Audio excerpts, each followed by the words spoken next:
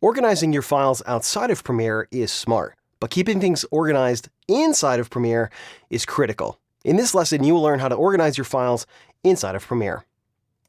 So organizing your assets and your files inside of Premiere is pretty simple, and you can choose how much organization you want to use depending on the complexity of your project.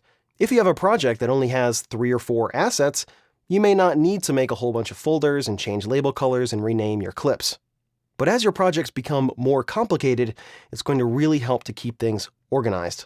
One of the easiest ways to keep your project organized is to use bins. Now, bins are basically video editing jargon for folders. You see, they even look like a folder icon. And this is going to be very similar to how you keep your folders organized, or how I hope you keep your folders organized outside of Premiere. You can see that when I imported these files right here, Premiere preserved the folder structure for me, and these files are organized exactly like I had them organized outside of Premiere, which is very handy. When you're importing things from the media browser, that doesn't always happen. If you have to go in and grab those MTS files like we talked about, they are not going to come in that folder structure. They're just going to be imported into the project panel as files. Now, if you have a particular folder selected, if I create a new folder here and I call this C100, and I go to the media browser, and I select a folder that has some footage from my Canon C100, so I go in here, C100, there's that private folder. If I double click on that, I can see some MTS files. So if I just import one, because I had the C100 folder selected, it's going to put this MTS file in that C100 folder. Otherwise, if I had nothing selected and I went and imported that file, it's not going to put that MTS file in a folder. Now, this can get very confusing when you have multiple shots from multiple cameras and you have the same exact file names. So if I was shooting with 2 Canon C100s, they would both have the first files listed as 00000.mts. And that could get very confusing. So making folders and putting those files into folders is a very easy way to keep your projects organized. I'm just going to undo that last import because I don't need 2 versions of that file in there. Oftentimes, if I have more than one folder with video assets in them, I will create another folder called something like footage, and then I'll take these folders and put them inside the footage folder. And that way, when I collapse everything down, it's much neater and it's much tidier, and everything is nice and organized. I also like to create folders for other types of media. So another way you can create a folder is to just drag the files right onto the new bin button.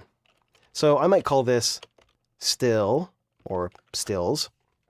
And then because this is a graphic element, I might drag this into another bin here and call this graphics. And that way, if I were to, say, grab a few photos, I could import these, and when I do, I'm going to drop them right into the stills folder. And then I can take these and select them, drag those to a new bin, and I'll call this photos. So now I'm really starting to get things organized really nicely in my project. If I have any audio assets, I like to put those in their own folder. So I'll make an audio folder. If I have any titles, I usually create a folder for all the titles. If I have more than one sequence, I will create a sequence. And I'll usually create another folder called mats. And inside the mats folder, I will put color mats. And inside the mats folder, I usually will put some different color mats. So if I right click over here, I can choose new item and then choose color mat, which is almost off the screen here. I can also do it up here, file, new, color mat. And I can select my settings here. I'm just going to click OK.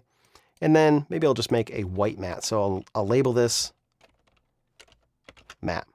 And I'll put that white mat in my mats folder. And for me, using these bins really helps to keep my projects organized. Now, another way you can keep your project organized is by renaming your assets. If I look in my footage folder and I go down in the Cheryl Cookie instructional assets, you'll see that all of these clips here are already named. And that's because these are not the original files from the camera. So to make the files a little bit easier to work with, what I did is I took the raw camera files and then I edited some shorter clips from them so that we would have something to work with in this course. When I exported those files, I went ahead and named them appropriately so that we could keep track of what files we were using. Normally, you're going to be working with raw camera files, and they're not going to have these nice names. They're going to have, the strange manufacturer names like 00000.mts or MVI_1957.mov.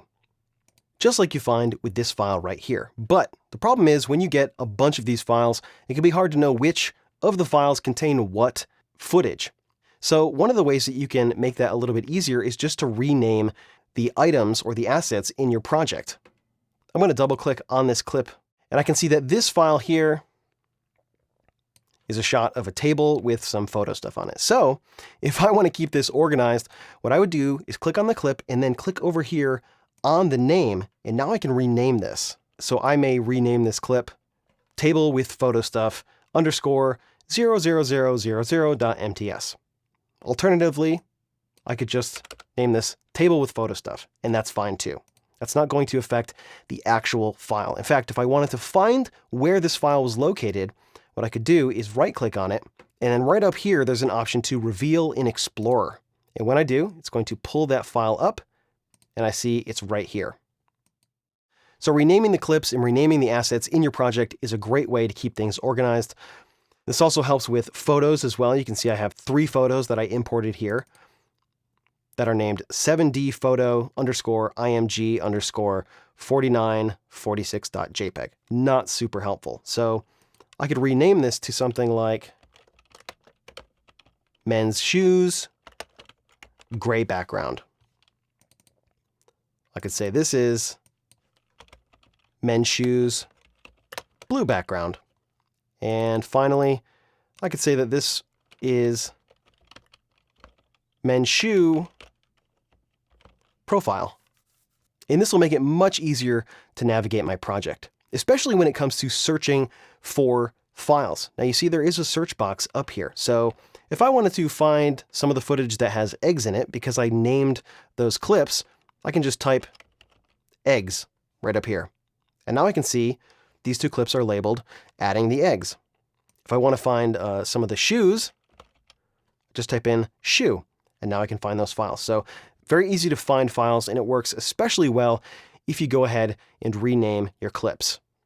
Another way you can help keep your project organized is to change the color of the labels. So you can see if I go back into this footage folder here, and I open up these 2 folders, you can see I have a bunch of clips that are under the wide bin here, and a bunch of clips that are under the cutaway bin. And over here, all of these are labeled blue. Well, when I'm editing, to make it easier for my eye, I could select these files, and I can right-click over here and change the label color to something like violet. Now when these appear on the timeline, they will be violet, and they'll be easier to distinguish with the cutaway shots. So using bins, renaming your clips so you can find them easily and search for them, and changing your label colors are 3 very easy and basic ways to keep your projects organized. In the next lesson, you're going to learn how to create a sequence and add your assets.